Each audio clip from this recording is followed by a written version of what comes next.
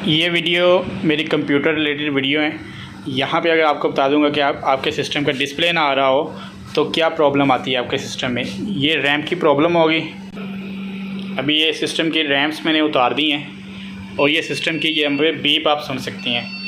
तो यहाँ पे आपको बता दूं कि अगर रैम लगी भी हो तब भी बीप आपकी दे रही हो तो सिस्टम का ये प्रॉब्लम है कि सिस्टम की रैम जो है ख़राब है। तो आप रैम चेंज करें, आपकी डिस्प्ले प्रॉब्लम सॉल्व हो जाएगी। सेकंड, अगर 2 रैम लगी हुई हैं तो 1 बाई 1 रैम के ऊपर आप चलाएंगे तो आपके सिस्टम जो है डिस्प्ले दे देगा। जैसे अभी हम चला के देख लेते हैं। ये देखें, एक रैम के ऊपर मैंने चलाया है, सिस्टम डिस्प्ले दे दिया है। अब ये रैम पे ऊपर अगर चलाएंगे तो डिस्प्ले सिस्टम नहीं देगा क्योंकि ये रैम ख़राब है। इसी तरह अगर आपके सिस्टम में भी 2 रैम लगी हुई तो आपने 1 बाई 1 लगा के सिस्टम का डिस्प्ले चेक करना है। पास का दोनों रैम लगी होंगी, सिस्टम बीप नहीं देगा और डिस्प्ले भी नहीं देगा। उसका मसला ये है कि रैम आपकी ख़राब होगी तभी आपका सिस्टम डिस्प्ले देगा।